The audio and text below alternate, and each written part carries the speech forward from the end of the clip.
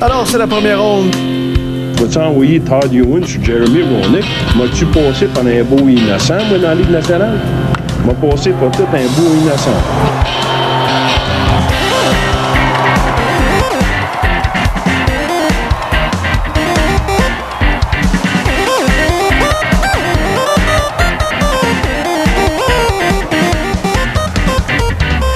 Bonsoir à vous, chers fans groupies ameutés que vous êtes. Bienvenue à ce 16e épisode d'un podcast nommé Les Chevaliers de la Première Ronde. On m'appelle Charlie Gonzo Faneuf, puissance Ryan Reeves sur la Hockey tablette, comme toujours. Et je suis évidemment accompagné de mes deux chevaliers d'assaut en studio, dans le boudoir. Comment ça va, les boys? Ah, ça va mal, Charlie. Ah oui, comment ça? C'est 2019, puis j'ai pas pris de résolution encore. Ah, ben t'as le temps. Il reste du temps. Puis toi, Charles, ça va bien? Toi, comment tu vas? Ben, là, je le sais que je suis tout le temps excité pour un paquet d'affaires qu'on s'en calisse pas mal normalement, mais là, wow! On a eu une nouvelle fan du podcast. C'est vrai. Brittany Larson, cheerleaders et Ice Girl officielle des Golden Knights de Las Vegas. Puis là, je bullshit même pas. Non, c'est real, là. Écoute, elle a liké une de nos photos du podcast. C'est vérifiable, Puis tout là, ça, là. je me demandais pourquoi, puis j'étais comme, mais comment qu'elle a pu trouver ça? Et là est venu le hashtag La connexion. de Ryan Reeves, Et voilà. notre boy. Ben ça, c'était vraiment gentil de sa part. Ouais, Alors, Brittany, bienvenue dans notre groupe Select. ouais, Hi, Britney! c'est très, très, très gentil de sa part. She probably listens, so we're gonna do that podcast in English now. Brittany Larson, yeah, if you're listening, yeah, Welcome thank aboard, you. And and, talk to Ryan Reeves. We want him on the show. Yeah, we'd like to get him as a guest. Yeah, and his beer, the new beer, hein, la nouvelle bière Ryan Reeves. On pourrait être commandité par la bière Ryan Reeves. La ça serait 7-5. malade. Donc, Olivier Daigneault, vous venez de l'entendre, toujours là, fidèle au poste, avec sa voix aussi chaude que la chienne de Marie-Pierre Morin. Ben voyons. Ouais. Pourquoi donc? Ben, elle était malade, fait qu'elle avait comme une voix rauque, puis j'ai vu ça dans le sac de chips. Ça a l'air qu'elle a mangé un joint. Mais comment ça qu'elle a mangé un joint? Qu'est-ce que Marie-Pierre Morin fait avec des joints? C'est sûrement un ami qui a laissé ça là. Je sais Ou pas. Brandon, c'est qui a laissé ça là? Ouais. Voyons donc, ça n'a pas de bon sens. Je sais pas. Fait que, Olivier, comme d'habitude, as-tu amené de la bière Enter Night de Metallica? Je sais pas si ça vient de sortir. Non, merci. C'est quoi cette bière-là? Mais ça a l'air que Nothing Else Matter quand tu bois ça. J'ai mal au cœur déjà. Oui. Ouais, puis tu te promènes avec un petit coat jean dehors à moins 25 parce que tout le monde sait que un dette, ça n'a pas fret. Donc, les commanditaires pseudo-officiels, les vrais cette fois-ci. Oui, c'est les Brasseurs du Monde, la blanche de la. Les découvrir, déguster, pardon. Oui, c'est ça. Ben écoute. Mais ça fait longtemps qu'on en a pas bu, hein, quand même. Ouais, ça faisait moi plusieurs semaines d'ailleurs, puis il était temps parce que là, j'ai déjà bu mes deux premières. J'attends pour l'intermission. Olivier, t'es mieux de faire ça vite parce que j'ai soif. Oui, ben c'est ça. Je rappelle d'ailleurs le slogan que j'avais martelé à outrance et on va y aller tout de go avec un foie bien nourri vaut mieux que deux Shane Carson, tu l'auras. Donc, Tout à fait. les ristournes seraient appréciés. Oui, On a avait également Charles Bussière de la Hamel premier, bruiteur officiel du podcast, mais aussi capable de parler. C'est un must. Alors, bienvenue. Yes. Eh oui. Et as-tu amené mon bruit de, parce que j'essaie toujours de te surprendre, mon bruit de Keith Richards qui vient nous sortir des vœux du Nouvel An, la bédane à l'air, puis 2 semaines trop tard. On va essayer ça, ouais. Vas-y donc. Ah ben oui, c'est lui. C'est en plein. C'est en plein lui. Excellent. Et nous avons Olivier Baillargeon en ligne, toujours là.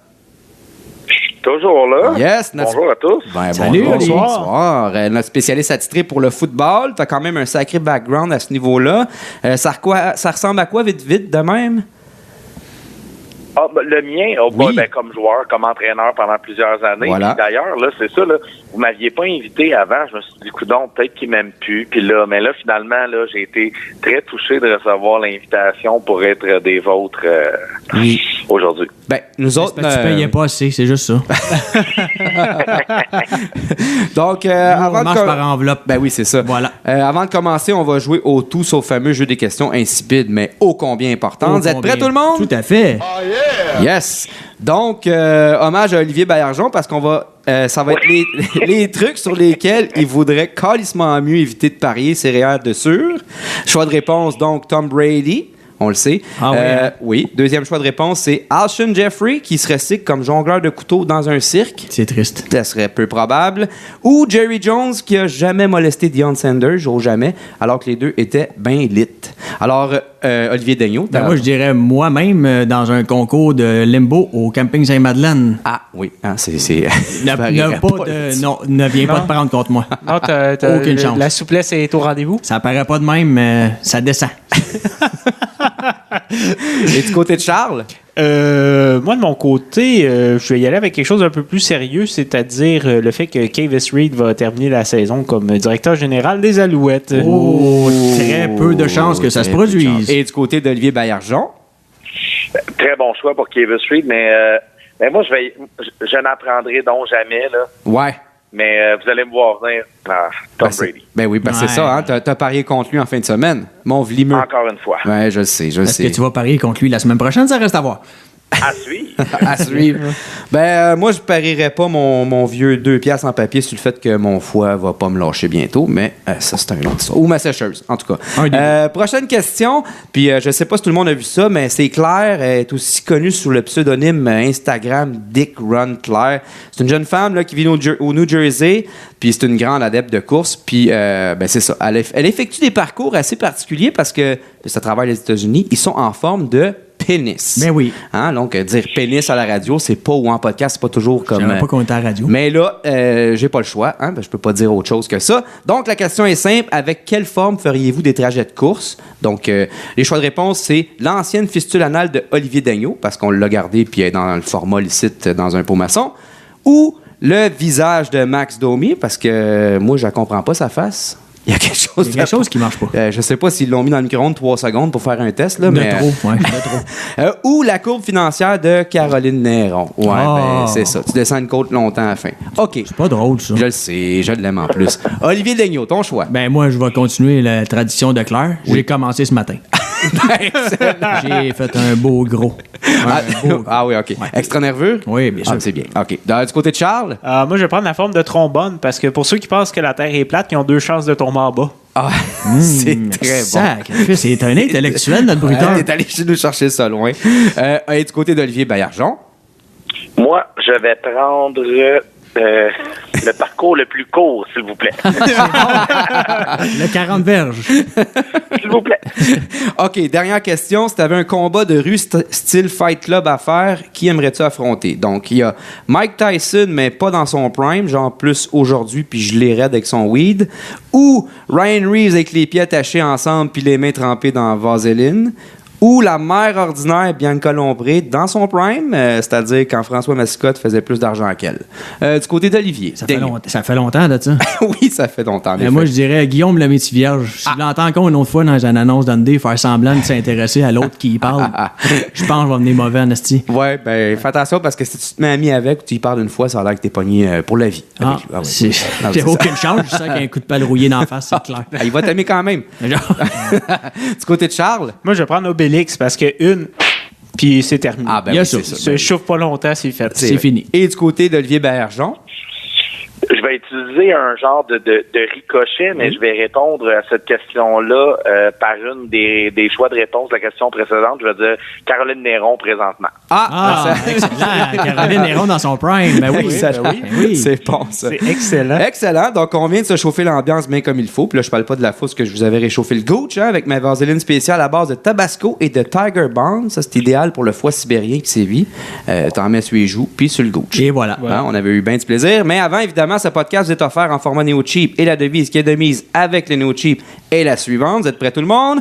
J'en prendrai pour $1. Ah, c'est bon, Olivier, c'est pas mouillé. Oui, non, j'avais pas eu le cue pour celle-là. Je l'avais oublié, mais je l'ai noté la prochaine fois. Je vais l'avoir. Ben, c'est pas grave. Écoute, c'est quasiment mieux de pas se mouiller parce qu'après ça, t'as manqué quand même ta chance de recevoir une bière par Uber, mais t'as surtout gardé le fait d'avoir pas l'air fou en le manquant ta shot. Alors, on passe aux choses sérieuses. On va faire un retour sur les 4 matchs du week-end parce que là, la NFL, ça grouillait, comme on dit. Hein? Alors, vas-y, mon Olivier. C'était le gros week-end. Actuellement, c'est les 4 gros matchs. Là. Ouais. On avait Colts, Chiefs, Cowboys, Rams, Chargers contre Patriots et Eagles contre les Saints. Vas-y, mon Olivier. Ah ben, regardez, je vais aller dans l'ordre un petit tour rapide des affrontements qu'il y a eu en fin de semaine. Le premier affrontement opposait les... je sais pas si vous avez écouté un peu la NFL, vous autres, les boys. Légèrement. Légèrement. Les matchs, légèrement. Je suis resté accroché dans le divan toute la fin de semaine. Bon, super. Le premier match opposait les Colts aux Chiefs, là, les Colts qui avaient gagné lors de la fin de semaine précédente à la fin de semaine des Wildcards, donc visitaient Arrowhead, là, un des stades les plus brillants de la NFL. Je je croyais à un match plus serré à ce moment-là. Ça s'est fini de bonne heure. La défensive des Colts était sous-estimée, à mon avis, depuis le début de la saison. Ils ont dans leur rang le joueur qui sera probablement le MVP recru en défensive, Darius Leonard. Il faut pas donner 2 semaines à Andy Reid pour se préparer pour un match parce que les Chiefs étaient réellement prêts pour cet affrontement-là, à domicile de surcroît. Tyreek Hill, qui a été un élément clé toute la saison, chez les Chiefs. Puis, tu sais, je sais pas si vous vous souvenez, Kansas City a aussi perdu leur meilleur joueur offensif peut-être à ce moment, leur porteur de ballon, Kareem Hunt, qui a été pris pour un truc là, de violence, d'un geste de violence à l'égard d'une femme. Ben, tu sais, c'était bien à la mode dans la NFL, hein. Faut pas se le cacher. Exactement. Mais le pire, c'est que ça n'a même pas paru. Dans le sens c'est exactement ça que j'allais dire. Ils ont compensé la perte de ce gars-là, avec leur corps arrière, avec Patrick Mahomes, qui est un corps arrière électrisant, qui donne du jeu exceptionnel depuis le début de la saison. Puis, un gars, l'ancien porteur de ballon des Dolphins de Miami, Damien Williams, qui a été appelé en renfort à Kareem Hunt, 25 courses, 129 verges, un touché. Donc, c'est un gars qui a su combler la perte de Hunt, mais réellement, les Chiefs ont un petit quelque chose là offensivement. Ils peuvent vraiment être menaçants de plusieurs façons. Ouais, puis l'autre chose aussi par rapport aux Chiefs, c'est l'attaque, on savait tous qu'ils étaient solides, mais il y avait beaucoup de doutes sur la défensive, mais là, à mon grand désarroi, les Colts n'ont été incapables de générer quoi que ce soit durant ce match-là. C'est drôle parce que c'est sûr qu'on les gens parlaient beaucoup que ce match-là allait passer par Andrew Luck puis la performance qu'Andrew Luck allait connaître. Puis tu sais, c'est dans ce que tu dis. Pendant plusieurs années, on a reconnu les Chiefs comme étant une équipe très défensive. Tu sais, ils ont eu des années où ils avaient des défensives dominantes, puis c'est l'attaque qui produisait pas. Là, on avait des gros doutes sur leur défensive. Puis, à vrai dire, ils ont très bien livré la marchandise contre l'attaque des Colts qui a été comptée. L'attaque des Colts a abandonné très rapidement le jeu au sol. Ils ont tiré de l'arrière rapidement. Ils avaient un porteur de ballon qui était hot depuis peut-être 4 semaines. Donc, non, vraiment, la défensive des Chiefs m'a réellement surpris dans ce match-là. Ouais.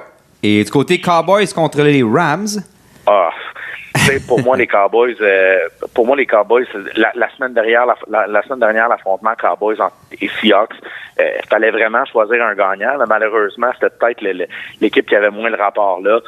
Les Rams ont connu une fin de saison difficile, une petite baisse de régime en fin de saison. Ouais. Puis tout le monde, je peux pas dire que les gens les négligeaient face aux Cowboys, mais les gens semblent insister beaucoup sur le fait que les Rams ont diminué de régime. Ils ont eu un début de saison explosif. Jared Goff a livré des performances étincelantes en début de saison.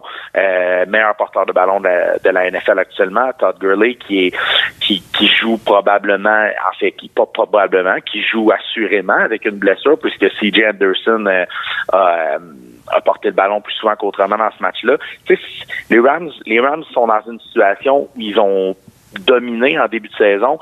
Ils ont eu une baisse de régime à un moment en fin de saison où certains se disaient c'est pas de bon augure pour le début des séries éliminatoires. Ouais. À mon avis, les Rams sont de retour. Et voilà, c'est ça.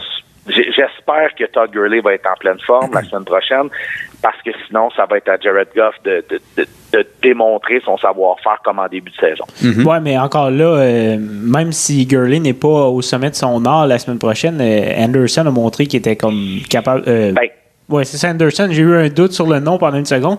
Il a montré qu'il était capable de prendre le ballon, justement. Oui. Et l'autre chose aussi que je voulais dire, c'est quelqu'un qui n'a pas vu le match, il voit le score 30-22, il dit « ça a été serré », mais en fait, le pointage n'indique pas tant l'allure du match, à mon avis. Là, les Cowboys sont revenus à la fin.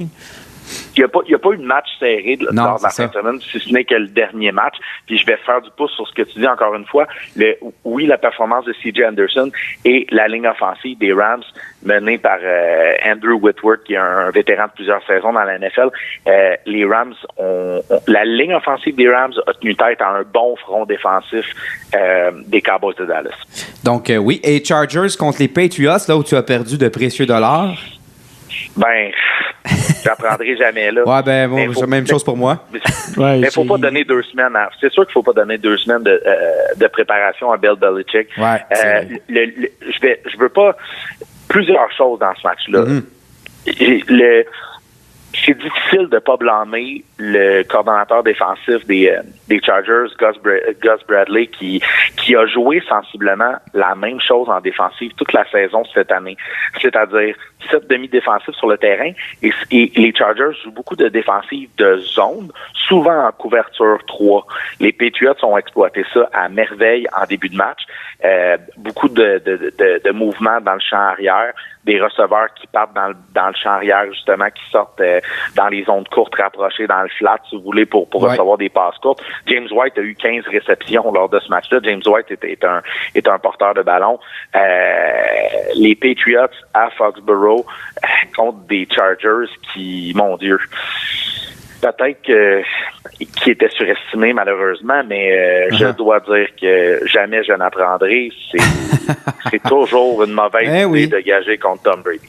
T'es pas tout seul. Puis, non, je sais. Mais c'est pas, à mon avis, faut pas gager contre Tom Brady, je suis entièrement d'accord, mais il y a aussi la défensive des Pats là, qui a été solide. Le Philip Rivers a tenté 51 passes, c'est beaucoup trop, puis on a tenté de courir seulement 10 fois, là, seulement 9 courses pour Melvin Gordon. Puis le facteur Tom Brady a pas été il a pas été si un facteur que ça, justement. Il y a eu beaucoup de courses au sol. Il a joué sa game. Exactement, mais il y a eu, l'attaque a été diversifiée. Là, c'était pas une affaire d'un seul gars à l'attaque des Patriots. Là. Ben, les 51 passes de Philip Rivers découlent beaucoup du fait que Melvin Gordon avait l'air courait comme Robocop là. Je veux dire, les deux genoux portaient deux attelles, braces aux genoux à chacun des genoux, était blessé, était très lent à exploser dans l'ouverture sur les jeux au sol. Est-ce que Tom Brady a moins été un facteur? Je sais pas, mais les Patriots trouvent toujours un moyen, puis en début de match, même si ça a été très rapidement, les Patriots ont eu le ballon longtemps au premier quart, pratiquement la moitié du premier quart. Les Chargers ont répliqué rapidement. À ce moment-là, on était peut-être en raison de se dire, OK, peut-être qu'on va avoir un match plus serré, mais non, celui-là non plus, malheureusement, comme le match de la veille. Ça a été un match très serré. Et du côté de Eagles contre les Saints, on sait qu'on va avoir un nouveau champion cette année, donc oui. Les champions du Super Bowl sont éliminés. Oui. On aura un nouveau champion. C'est la fin de disons, comment je pourrais dire, des miracles. Oui. De Nick Foles, là. Mais c'était la belle histoire de la NFL, je trouve. Le Nick Foles, c'est un petit peu dommage que ça se termine comme ça. Surtout avec le début de match qu'ils ont eu, là, ça a été. Ouais. C'est comme si le premier. En fait, les Saints ont pris la page du premier quart, ils l'ont déchiré, puis sont partis à 9 au deuxième quart. Ça a été le meilleur match de la fin de semaine. Puis tu sais, pendant longtemps la semaine dernière, au courant de la semaine, je me disais, si les Chargers puis les Saints arrivent à gagner chacun leur match, ça serait le fun de voir un affrontement entre Drew Brees et Philip Rivers au Super Bowl. Brees qui a quitté San Diego à l'époque pour l'arrivée de Philip Rivers. Mais au bout du compte, là, l'observation que je fais de ce match-là, c'est que Drew Brees a fait tout le contraire de Philip Rivers dans le match précédent, c'est-à-dire quand ça allait pas bien, puis quand c'était 14-0, ce qu'on entendait des commentateurs à la télévision, c'était que Drew Brees était très vocal sur les lignes de côté, allait voir ses joueurs de ligne offensive, continuait de les encourager, semblait très focus puis déterminé à combler le déficit. Puis oui, c'est plate la façon que ça se termine, un échappé comme ça, puis enfin un ballon qui glisse entre les mains puis qui est intercepté par l'adversaire, mais oui, c'est ça. Il va peut-être avoir un Ace Ventura 4 ou 5 après Ray Finkel. OK, ouais, c'est ça. OK, on va parler des deux finales, celle de l'AFC et de la NFC, parce que là, on a Chiefs contre Patriots et Rams contre les Saints. Ça va être du gros stock, là. Wow. C'est la première fois depuis 2000...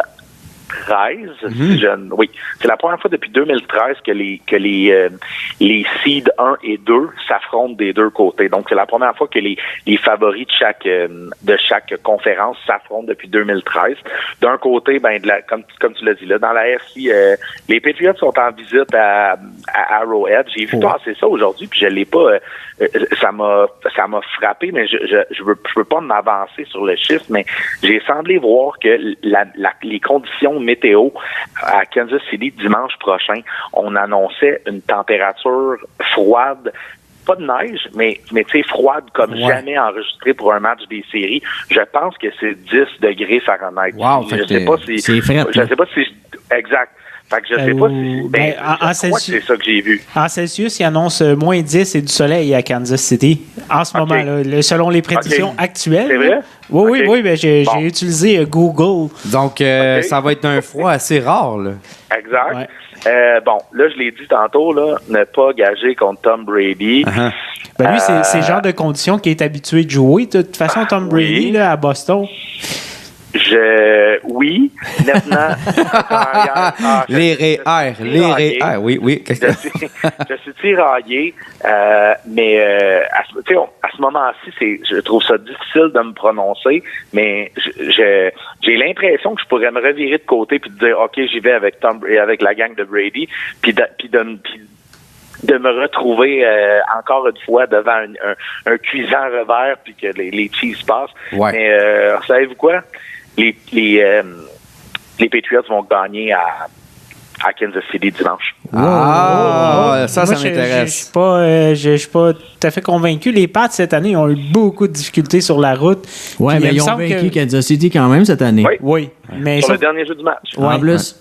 Puis Laurent Duvernay-Tardif ne sera pas de retour avant la fin. Non. Avant la fin. On va parler des Rams contre les Saints. On va revenir après aux Chiefs contre les Patriots. Mais je veux parler des Rams contre les Saints avec toi juste avant.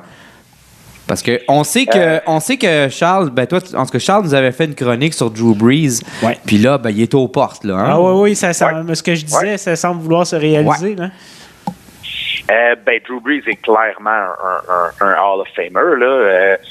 Quand cette histoire-là va être terminée, je veux dire, il y a aucun doute. Uh-huh. Le match se déroule en Nouvelle-Orléans dans le Dôme.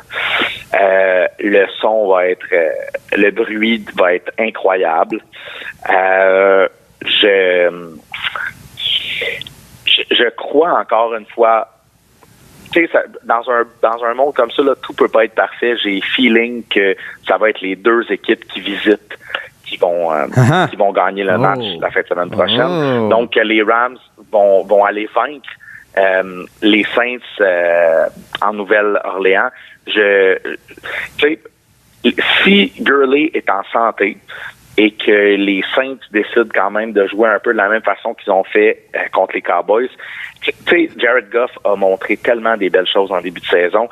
Si ce gars-là peut retrouver juste la petite touche qu'il avait en début de saison, je pense qu'on va avoir deux, je peux pas dire deux surprises, mais que les deux équipes qui visitent vont gagner leur match de finale de conférence. Excellent. Puis là, parce que ça, c'est la question, parce qu'à la mi-saison, je sais pas si nos auditeurs vont s'en rappeler, mais tu nous avais fait une prédiction pour le Super Bowl. C'est drôle parce que mon boss, aujourd'hui, m'en a reparlé. Puis que je te laisse aller là-dessus, mais à date, t'es en business. Là, je veux pas jouer je veux pas me péter les bretelles pis tout. Non, mais vas-y, là, brag. On l'a en ligne, on l'a en ondes. Je veux dire, c'est fait. C'est pas comme juste des paroles en l'air. J'aurais eu l'air un peu fou présentement de vous dire Saints Chiefs au Super Bowl, puisqu'à la mi-saison, lorsque vous m'avez reçu, là, puis on a jasé football, oui, j'ai parlé de mes surprises, de mes déceptions, puis vous m'avez demandé, hey, qui tu vois au Super Bowl actuellement? Et ma réponse était les Rams et les Patriots. Donc, je vais être conséquent avec la prédiction que je vous ai faite et les Rams et les Patriots vont se retrouver au Super Bowl. C'est un remake du Super Bowl de mon Dieu, je me souviens plus de l'année, mais à cette époque-là, les Rams étaient à Saint-Louis. C'était Kurt Warner qui était c'était en 2002. Ouais. C'était en 2002. Ah oui, c'est la première Donc, année que Brady était arrivé là, après avoir remplacé Drew Bledsoe. Super Bowl Rams-Patriots. Parfait. Donc, est-ce qu'on peut mettre nos REER, un rein, puis nos canettes vides sur les Rams? Ça serait intéressant, non? Au Super Bowl? Oui. Contre Tom Brady. Hey, les canettes, je garde. Je sais pas à quel point. Les canettes, ouais. Pour se refaire, ouais, c'est une bonne stratégie. Les canettes? Parce qu'on a des canettes, là. Oh, non, mais est-ce que tu serais prêt à dire les Rams vont gagner le Super Bowl ou vraiment, là, ça serait... Admettons que ta prédiction est... Ouais, on va le rappeler la semaine prochaine. rendu là, je souhaite à Tom Brady de gagner un Super Bowl puis terminer ça. Arrêtez de te faire mal, ouais. Comme ça. Ah oui, d'arrêter puis tu sais de passer le flambeau justement à un jeune carrière comme Patrick Mahomes puis tu sais plus tard là quand dans 30 ans, dans 40 ans, les gens vont dire hey, il y avait un carrière qui s'appelait Tom Brady dans les années au tournant des années 2000 puis tu sais nous on pourra dire qu'on l'a vu jouer ce gars-là dans le prime, dans les meilleurs moments de sa carrière, puis tu sais, finissons-en comme ça. Ouais, c'est vrai. Ben moi, je vais être du genre, style à l'hospice, là, ceux qui vont me parler de Tom Brady, je vais être du genre à mettre du poison à rat dans leur pudding. Oui. Mais ça, c'est une autre histoire. Ça va être mon genre aussi. Oui. Hey, écoute, Olivier, c'est tout le temps qu'on avait aujourd'hui ou ce soir pour toi, mais c'était tellement instructif et tellement rafraîchissant. Puis tu peux être sûr que mes REER, mon rein, puis il va garder mes canettes, comme tu dis, pour me refaire. Mais sinon, merci beaucoup pour les conseils. Hey, ça fait plaisir dimanche à 15h, puis le second match dimanche 18h40. À 18h40. Je vous souhaite du bon football à tous. Merci. Ben, à toi aussi. Yes. Surtout à toi. Merci beaucoup, les boys. Merci. Au revoir. Ben, bonne soirée. Bye. OK, c'est maintenant le temps d'ouvrir la deuxième bière. Est-ce qu'on va être synchro pour une première fois en 2019? À go! On est pas loin. La pinouche a débarqué de la... Oui, parce que Charles aussi aime ça boire dans un verre. Oui. Excellente, cette gorgée. Bon, alors on va maintenant passer au segment de Charles qui va nous parler de... je vais parler de plein de choses. Oui, en fait, un petit mi-cuit. Oui, un petit mi-cuit. Ben, pour nous, c'est sûr que... j'aime ça mi-cuit. Oui. Ben, pas le poulet, là. Non, de préférence. Okay. Ben, c'est un gars prendre une coupe de journée de maladie à job. Un bon petit mi-cuit. Un petit mi-cuit de poulet, c'est ça. Pourquoi pas? Bon. Peut-être que ça va avoir l'air de ça le lendemain. Ah oui, Keith Richards. Ou Alpaga, là. L'alpaca, oui. Alpaga en route. Voilà. Oui. Voilà, c'est ça. Bon, pour évacuer le tout. Pour faire vomir le chat. Exactement. Bon, en fait, vu que c'est notre premier épisode de 2019, je sais, on est rendu quand même le 14. Pour ceux qui nous écoutent, ça va être le 15. Mais 5 choses dans le monde du sport que je vais surveiller en 2019. Sans ordre particulier. Non, c'est simplement 5 choses qui m'intéressent, que je veux jeter un œil en 2019. Donc, j'ai commencé... par la nouvelle saison de NASCAR qui va commencer 2 semaines après le Super Bowl, donc le 17 février, avec le Daytona 500. Le NASCAR, on fait les choses à l'inverse des autres sports. D'habitude, les autres sports, on finit avec la finale, le gros événement, la finale de la Coupe Stanley, la Coupe Grey. NASCAR, c'est on commence puis on fait notre grosse... donc, le Daytona 500. Dans ce temps-là, à Joliette, là, écoute, ça trippe. Ça trippe. Puis à bien des places. À Sorel, à Vallée-Jonction aussi. C'est le Super Bowl pour eux autres. Ça, exactement. Donc, les pilotes et les équipes vont se lancer pour un marathon de 36 courses en comme 39 semaines. Il y a comme 2-3 semaines de congé dans la saison. C'est complètement fou. La saison s'étire du 17 février au 17 novembre. Il va y avoir encore beaucoup de changements. Il y a eu la valse des pilotes. Là. Je ne m'attendrai pas là-dessus. Une chose qui va être à surveiller aussi, l'an dernier, les pilotes qui conduisaient une voiture Ford ont été très dominants. Mais cette année, Ford a décidé de changer de voiture, donc nouveau modèle. Ils ont décidé de prendre des Toyota, finalement. Oui, c'est ça. C'est ça. Ils ont décidé, tiens, Toyota, ça va quand même pas trop mal. Fait que, non. Excusez. Non, mais c'est correct. Ouais. Mais tout ça pour dire que l'an dernier, Chevrolet avait fait la même chose, puis ça a été une catastrophe en début de saison. Donc, voyons voir ce que ça va donner par rapport à ça. Hyundai. Non, mais on s'était dit qu'on serait professionnel en 2019. On essaie fort, on essaie fort. ils ont Tu eu vois que l'effort est là. Ils ont eu de l'eau dans le gaz. Ouais, sûrement, ouais. Ouais, c'est ça. Donc, c'est ça, Oui, la oui, saison oui, de quand NASCAR qu'on va surveiller, en tout cas de mon côté, intérêt personnel, et puis peut-être quelques petits flashs informatifs au courant des prochaines semaines. Oui. OK, par rapport à ça c'est un, oui. Donc, oui. Deuxième chose, c'est en cours. C'est dans le fond la fin de saison de la Ligue canadienne de hockey féminin, les Canadiennes aussi. La semaine prochaine, c'est le match des étoiles de la Ligue. Quand même. Et on fait les choses vraiment en grand cette année. Le match a lieu dimanche après-midi, le 20. C'est diffusé à la télé nationale sur Sportsnet. Wow. Le match est au Scotiabank Arena, donc l'aréna des Maple Leafs. Wow. Dans l'amphithéâtre, on a nommé aussi les deux entraîneurs qui vont être Glenn Healy et Curtis Joseph. Nice. Oh, quand même. Oui, c'est moins important, mais c'est quand même Doug Gilmour qui va aller faire la mise en jeu protocolaire. Il va sûrement péter une baie vitrée aussi en claquant. Oui, c'est ça. OK, Exactement. mais est-ce qu'il va y avoir des lasers? Je peux pas dire. La boucane. La boucane. Probablement. Ça va être le bad trip du siècle. Ça va être le bad trip du siècle, comme mon oncle Serge dirait. Et voilà. Ouais. Donc, c'est ça. C'est la fin de semaine prochaine, dimanche après-midi. Là, juste avant les matchs de football, c'est à 13h, donc sur Sportsnet. Et puis aussi, du côté des Canadiennes, on va voir est-ce qu'ils vont pouvoir mettre la main sur la Coupe Clarkson. Malgré le changement d'entraîneur cet automne, les choses vont quand même bien. Qu'est-ce qui s'est passé depuis le changement d'entraîneur? Il y a eu la pause des fêtes. Ouais, quand même. Mais là, dans les 2 dernières fins de semaine, on a remporté 3 des 4 matchs. L'équipe est deuxième au classement derrière Calgary. Seulement 1 point derrière, mais ils ont un match en main, donc presque pas, ouais. elles sont de loin la meilleure attaque de la Ligue et aussi la meilleure défensive. On n'a accordé que 27 buts en 19 matchs. C'est pas beaucoup, c'est ça. pas énorme, C'est pas beaucoup. Quand même, ouais, c'est ça. Et puis Marie-Philippe Poulin est en train de prouver qu'elle est définitivement la meilleure joueuse au monde avec 35 points en 19 matchs. Et sa collègue de trio avec qui ça clique super bien, Anne-Sophie Betté, elle a 31 points en 19 matchs. Et la gardienne Emeryn Smashmeyer est en train vraiment de démontrer aussi que ce sera probablement elle, la gardienne, aux prochains Jeux olympiques. Elle présente cette saison une fiche de 12 victoires, 3 défaites et une défaite en fusillade.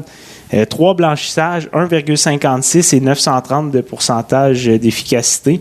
Elle est deuxième pour la moyenne et l'efficacité, mais celle qui est en avant d'elle n'a joué que 7 matchs, tandis qu'elle a 16 départs. Excellent, oui. Donc, de loin, une des... L'échantillon est vraiment bon là, pour les statistiques. Ouais, c'est impressionnant. Alors, ça risque d'être une fin de saison intéressante. Il reste donc 9 matchs à jouer, plus les séries et la finale de la Coupe Clarkson. Donc, à surveiller. Oui, et 3. À 3. Bon, je sais, on avait dit on n'en parlera plus, mais... Ah non! Et oui. Laisse-moi fermer ton micro. Okay. Oui, c'est ça. Et non, moi aussi, j'ai comme l'impression qu'on va devoir surveiller de près le moment où la gâchette va se tirer dans le cas de Kavis Reed et puis l'équipe de direction. Exactement. Moi, j'ai l'impression que si on commence la saison comme 1-5 ou quelque chose comme ça, là, ça va... On va être si patient que ça. Ça va prendre plus que des Pokéballs puis un nouvel uniforme. Là, pour, après le camp d'entraînement, les matchs préparatoires, peut arriver, perdre 2, 3, 4 matchs en début de saison. Là, je pense que 2 matchs peut-être, mais si rendu à 3, 4, ça dépend comment tu perds aussi. Mais s'il ne se passe rien, puis il y a un mouvement de corps arrière et de... Oui, c'est ça. C'est pas insurmontable à remonter de 3-4 matchs d'une fiche de 1-4, mettons, après tes 5 premiers, mais ça part mal. C'est sûr. Surtout après tout l'arriérage qu'on a déjà. Là, mais d'ici là aussi... Là, on se projette dans la saison, là, comme peut-être au tiers de la saison. Là, mais moi, j'ai hâte de voir aussi quel genre de changement on va apporter aussi. Là, on ne se fera pas de cachette. Oui, il y a quelques bons joueurs dans l'équipe, mais on a des trous partout. Là. Il y a beaucoup de travail pour Kavis Reed. Autant défensive, la ligne défensive, les secondaires, la tertiaire. On a besoin de se solidifier la ligne à l'attaque. Est-ce que Johnny Manziel peut devenir le quart arrière? Et s'il vous plaît, peut-on lui trouver des receveurs dignes de ce nom? Si Johnny Manziel ne l'est pas, là, on a un sérieux problème là, pour ce qu'on a donné pour ce gars-là. Là. Ah oui, vraiment? Si on n'est pas prêt à lui donner le rôle et à lui dire « tu as le ballon dans les mains la première journée », là, ah non, mais ça, je suis entièrement d'accord que lui, ils vont lui donner la chance, il va prendre le ballon, ça va être lui au début de la saison, mais est-ce que lui va pouvoir faire la job? Moi, c'était plutôt ça mon questionnement. Et aussi, est-ce qu'on va lui donner les outils pour réussir? Donc, une bonne ligne à l'attaque. Au côté porteur de ballon, Steinbach a été pas mauvais à la fin de la saison. Je pense que c'est pas si mal. Puis, est-ce qu'on peut lui donner des receveurs? Là, on a eu Graham et Cunningham qui sont bons. Ernest Jackson a été pitoyable, puis pour le reste, c'était comme on changeait à chaque match. Donc, peut-être qu'un bon receveur pourrait venir solidifier le tout. Et si la saison est mauvaise, quel genre de changement on va avoir? Moi, j'ai l'impression que si on décide de faire le ménage, ça va être de haut en bas. Là. Patrick Boivin, Reed, l'entraîneur et tout. Et est-ce qu'on... questionnement, prédiction, est-ce qu'on va voir l'arrivée de Danny Maciocia par la grande porte? 5 ans, 4 ans trop tard? Il n'est pas trop tard. Il n'est jamais trop tard pour corriger une erreur. Jamais trop tard pour bien faire, c'est clair. Donc, à voir. On aurait pu faire ce changement-là. Ça serait le choix logique, mais bon. On aurait dû faire ce changement-là il y a quelques...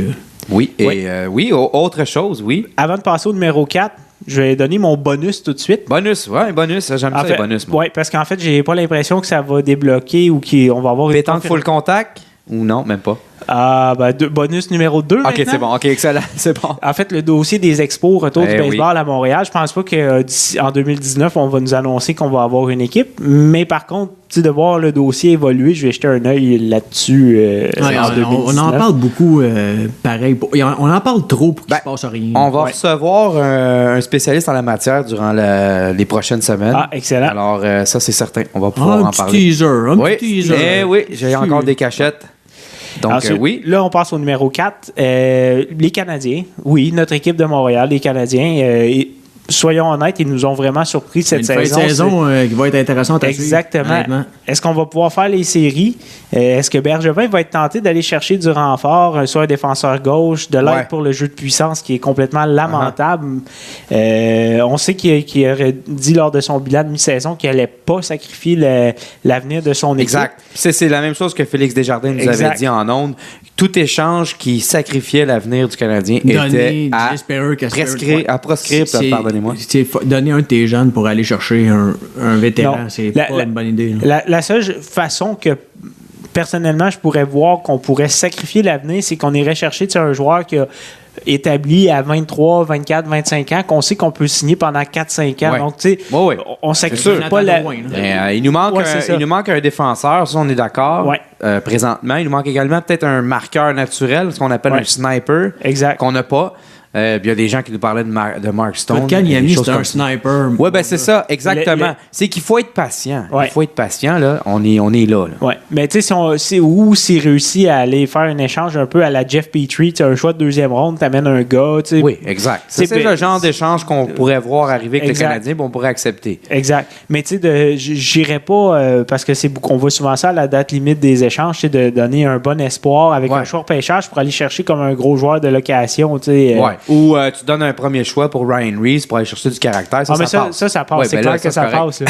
Mais je pense qu'on n'est pas dans un mode contender non plus. On n'est pas dans le top 5, mettons, des équipes qui vont dire OK, on va se bourrer l'équipe pour aller jusqu'au bout. Mais tu sais, aller chercher un élément qui pourrait justement te faire, tu sais, des équipes Cendrillon, il y en a toutes les années. Oui, exact. Est-ce que le Canadien de Montréal pourrait ne pas être une de ces équipes-là? Pourquoi pas? Pourquoi pas? Ajoute un élément ou deux, un élément en attaque, un élément en défense. Parce qu'on sait qu'un Mark Stone, ça coûterait cher, mais un gars comme Edler à Vancouver pour venir aider le power play, quelque chose dans le genre. C'est ça le genre de move que tu pourrais faire contre un choix de deuxième ronde là, pour avoir un peu plus de punch en attaque sur l'avantage numérique. Parce que avec la saison que le Canadien connaît, ça serait plate qu'il tente pas juste le petit quelque chose pour au moins essayer de faire les séries, puis peut-être ensuite, un coup que tu es rentré, on ne sait jamais. Puis l'autre chose aussi qui va m'intéresser par rapport aux Canadiens, c'est qu'est-ce qu'on va faire aussi, là je me projette, c'est pour l'année au complet, mais qu'est-ce qu'on va faire pendant le off-season, pendant la saison morte, un coup que la saison va être terminée, au repêchage pour les joueurs autonomes, comment on va intégrer les espoirs au prochain camp d'entraînement, est-ce qu'on va continuer à garder le plan de la jeunesse et quand même essayer de justement faire des bons choix repêchage, faire attention à qui on peut re-signer sur le marché des joueurs autonomes. Lire ici ne pas signer un Halsner ou un Schlemko. Exactement, oui. Ben, il a été tu sais, le chat échaudé craint l'eau froide. Là, on s'entend que le marché des joueurs autonomes, je suis pas sûr que Bergevin se garoche là-dedans à pieds joints. Là. Non. Et puis il n'y a pas de John Tavares, il n'y a pas de Steven Stamkos à signer cette année. Là. Non, c'est ça, exactement. Mais tant qu'à ça, je pense que honnêtement, il va faire un travail de regarder, mais je pense pas qu'il y ait une signature majeure. Ben, j'espère qu'il va pas se laisser tenter justement de dire hey, on a quand même été popé l'an passé si on fait puis, espérons que non. Donc, puis aussi, c'est ça, comme je disais, comment on va intégrer les espoirs, qu'est-ce qui va arriver avec les Peiling, Suzuki et compagnie, comment est-ce que tout ça va se... Il va y avoir du bon hockey à Laval, je crois. Ah, peut-être. Dans les prochaines années, il va y avoir du bon hockey à Laval, les gars. Ça va être excellent. Exact. Et autre chose? Ben oui, il reste le numéro 5 que je vais commencer, puis en même temps, je vais pouvoir ensuite envoyer la rondelle à Olivier. Olivier est notre spécialiste de boxe, mais je m'en cacherai pas. Spécialiste, spécialiste. Oui, spécialiste. Moi, t'es mon spécialiste, en tout cas. Le tien, peut-être. Mais t'es mon spécialiste en ça et en stupéfiant de la pharmacie. Écoute, ça commence à faire plusieurs titres pour moi. J'ai pas mal de grosse utilité, ce show-là. Ouais. Mais bref, je suis aussi un fan de boxe, donc j'ai certaines choses que je vais surveiller aussi en 2019. La scène québécoise, évidemment, qu'est-ce qui va arriver avec nos champions Alvarez qui va affronter Kovalev bientôt. Oui. Beterbiev qui est toujours comme on sait jamais. On sait jamais. Suis son compte Twitter, hein? Il se passe quelque chose? Mais de temps en temps, il pose des affaires. Ah oui? Ah oui, c'est plus intéressant que sa carrière. Il faut savoir lire le russe. Messages. Ah, le russe. Mais le biélorusse, c'est quoi? C'est biélorusse, je pense, Beterbiev. C'est un Tchétchène, je sais plus. Ben là, c'est que j'ai la misère. Ok, je vais regarder. Ben, vas-y, mon Charles. Et aussi, on a notre championne, Marie-Ève Dicker, aussi, qui va tenter de se faire de plus en plus connaître. Mais ce qui est intéressant aussi, c'est qu'il y a une certaine relève aussi au Québec. Là, il y a plusieurs jeunes qui commencent à monter, qui commencent à apparaître dans les top 15 mondiales des différentes catégories, comme Oscar Rivas, Steven Butler, Yves Ulysse Jr. Là, je vais avoir besoin de l'aide d'Olivier pour la prononciation, là, mais Erin Banzignan... Éric Banzignan, oui. Oui, c'est ça. Merci, j'ai bien réussi. Petit hommage aussi compatriote de ma patrie natale, Trois-Rivières, Michael Zuski, qui avait monté... Michael, c'est Michael. Non, c'est Michael. C'est Michael? Oh, Michael. Okay. Pour les intimes. C'était pas encore là. Charles le connaît. Charles le connaît, mais oui. Ben, je le connais ça. Arthur Beterbiev, c'était un Tchétchène. Hein? Un Tchétchène. Bon, c'est ça. Bon. Merci, Olivier. De t'être substitué à mon... la recherche. Chacun son tour sur Google. Exactement. Donc, c'est ça. Michael Zuski, on se souvient, là, il y a plusieurs années, il avait monté quand même assez haut dans les classements, suivi une défaite crève-cœur. Les blessures l'ont beaucoup ralenti, mais là, il semble vouloir revenir. Donc, souhaitons-lui la meilleure des choses. Oui, il fait bien. Et dernière chose sur la scène québécoise que je vais surveiller, c'est est-ce que Simon King va se relever de sa cuisante défaite contre... et merde, j'ai un blanc. C'est Dylan Carson. Carmen, excusez. Ouais, c'est ça. C'est le spécialiste, là. Exact. J'avais oublié de le prendre dans mes notes. Bon, moi, quand je prends pas de notes, je sais rien. Hein. C'est ça, on est rendu là. Ça, c'est la génération. Génération cellulaire. Ah, j'ai fait pareil. J'avais pas de notes, je savais plus. Et voilà. Puis, sur la scène internationale aussi, il y a évidemment...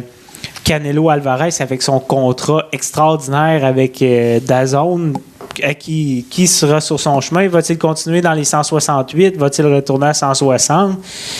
Golovkin aussi, qu'on n'a pas entendu beaucoup parler depuis sa défaite justement contre Je pense qu'il va aller se prendre contre un combattant de Capoeira en Jamaïque. Oui, pour imiter Mayweather qui est allé, style, hein? Qui est allé s'essayer fort, il fait des passes de breakdancing. En même temps, c'est lui qui fait le show entre les rounds.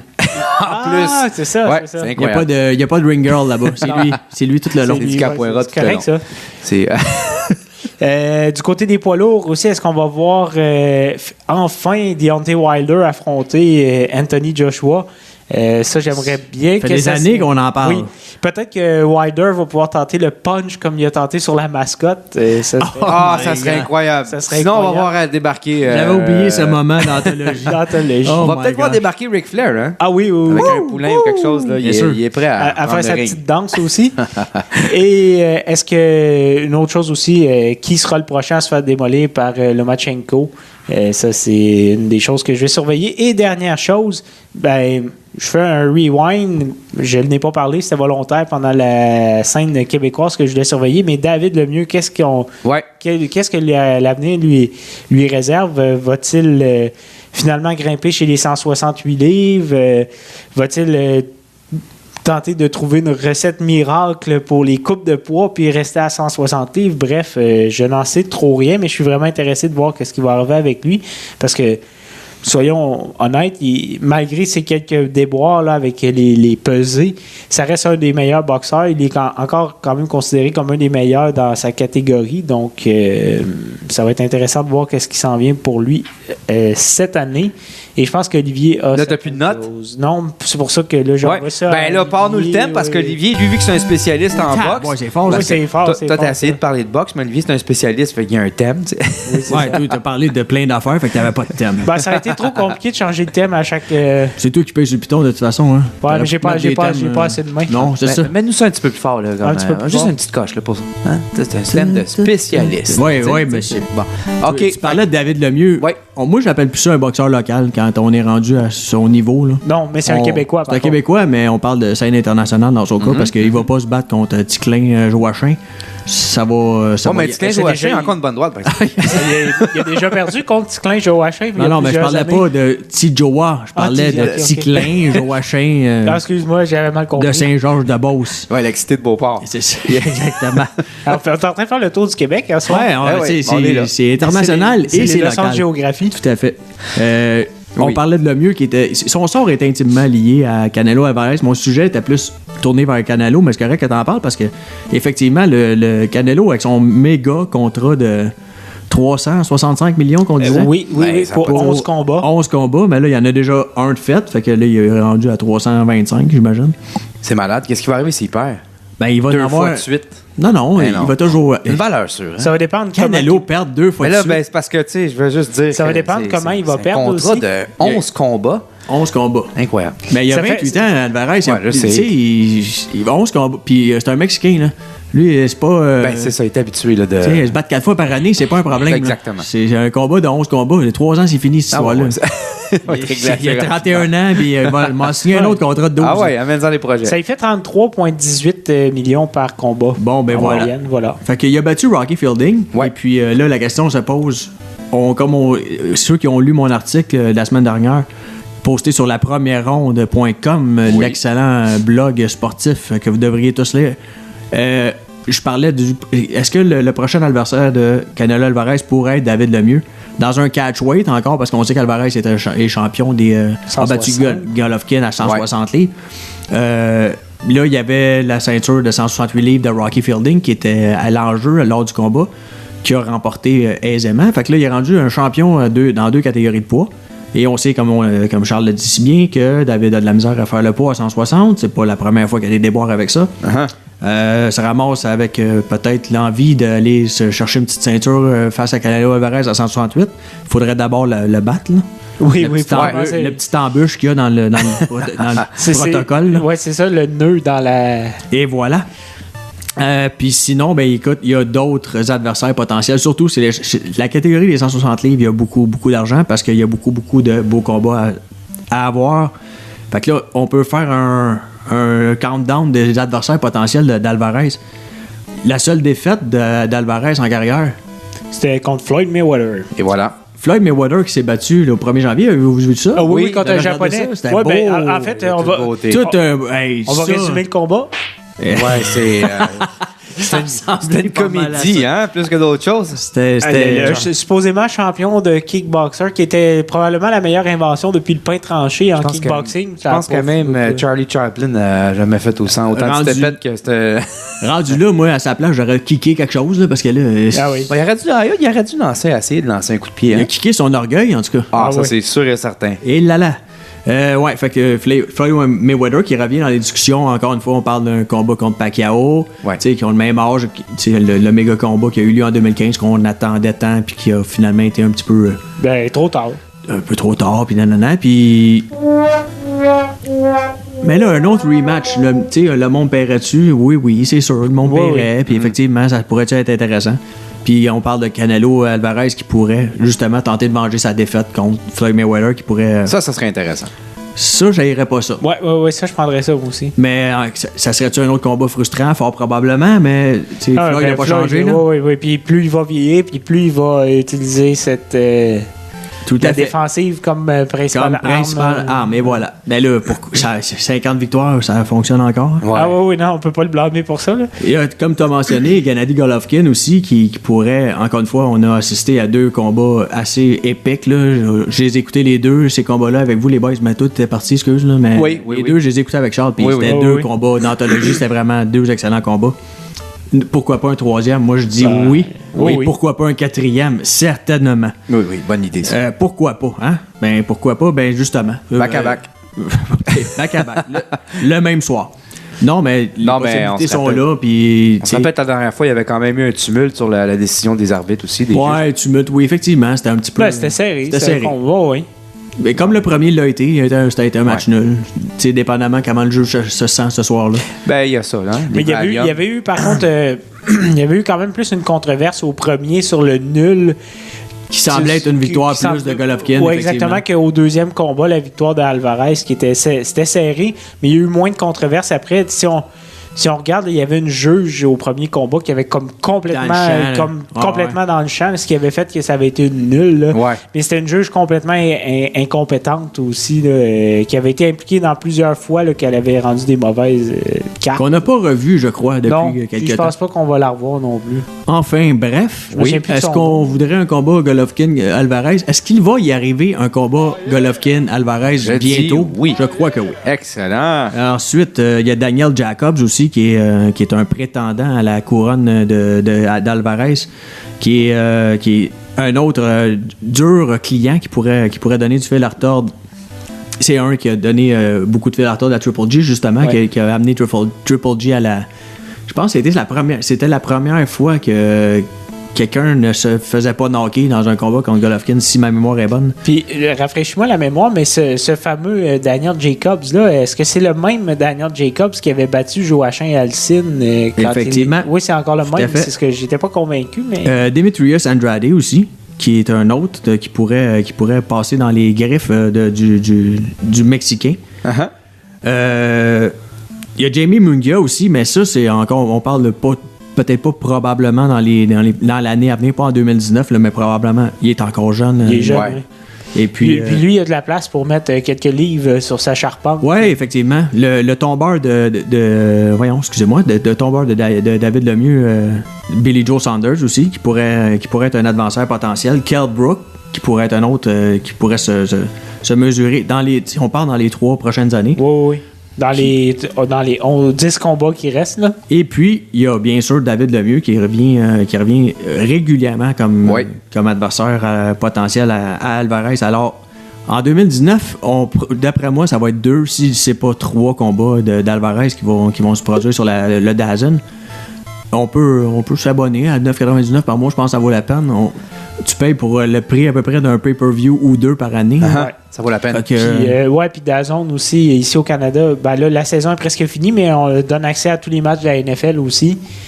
Donc, oui. Écoute, je m'abonne tout de suite. Et voilà. Je n'ai plus de notes, Charlie. Ben, c'est ça, on est rendu là. Plus de notes égale fin de podcast. Fin. Et là, on a changé de thème parce que Bénil, évidemment, on n'a pas les droits. Alors, on a sorti un fameux thème que Charles a confectionné alors qu'il avait 12 ans, je pense. Oui. Hein? Peut-être un petit peu plus vieux. Tu portais l'afro, je pense, dans ce temps-là. Hein? Oui. Et puis les baggy pants. Oui, les baggy pants avec son t-shirt vu harnais. Les exhausts puis les vues harnais. Ben oui. Et voilà. Non, vu harnais, c'était... Alors, vous allez voir que ça sonne comme une tonne de briques. Oui. Ça fait peur. Oui. Puis, tu sais, je dois dire que je n'étais pas tout seul là-dessus. Là. Je vais dire salut à mon vieux pote, Maxime Robin. Shout out. Alors, c'est parti. Et voilà. Ça joue pas fort en arrière. C'est ça. C'est déjà la fin de cet autre merveilleux épisode des Chevaliers de la Première Ronde. Donc, merci d'encourager ce podcast en partageant massivement. Allez également liker la page de la Première Ronde sur le champ pour de la nouvelle fraîche 24 heures sur 24, including et tout un code d'éthique qui n'est pas à négliger. Alors, allez-y, écoutez ce podcast, placez vos neurones à off et oubliez vos problèmes de la vie. Hein? Oubliez le Satané Challenge 10 ans là, proposé par les réseaux sociaux. C'est niaiseux, ça. T'étais laid avant, je vois pas comment 10 ans de vieillesse... Ça s'améliorera pas, là. ...peuvent t'aider, en tout cas. Oubliez aussi la retraite de Josh Georges, hein? On le sait que toute bonne chose a une fin. Mais on attend la retraite de Carl Arzner maintenant. Bon. Ça sent bien. Oubliez aussi le fait que le seul membre du CH qui ira au prochain match d'étoiles de la Ligue nationale de hockey, ben, ça risque d'être Youpi pour le Ice Capades des mascottes. Ah, ça va être de toute beauté. Oui. Ça va être excellent. Oui. Alors, merci à tous, nos invités qui sont venus. Notre invité, pardon, qui est venu. Nos invités, oui. Parce qu'il y en vaut deux. Il en vaut deux, Olivier Baillargeon qui est venu nous parler de NFL. Merci également à mes deux co-animateurs, Charles Bumel-Assière et Olivier Daigneault. Tout le plaisir a été pour moi, Charles. Et merci à nos 94, d'un fois 13, d'un fois 15 auditeurs. On peut en nommer quelques-uns parce qu'on aime ça faire du name dropping. En même temps, vous le savez, nous autres, notre passion, c'est de stalker vos Facebook. Fait que si vous pouvez mettre ça public, ça serait écœurant. On a cette semaine Guillaume Paradis. Guillaume, oui. Oui, un fan de Star Wars.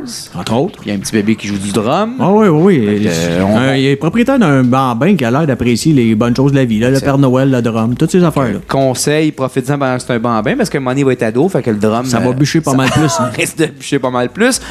On avait Vanessa Descombes sauvée, mais on n'était pas certain si on avait le droit d'en parler. Ben, plus ou moins, je te dirais. En tout cas. Bon, on va arrêter ça là. Ben, c'est ça. En tout cas, on a name drop son nom. On a Eva Hoover.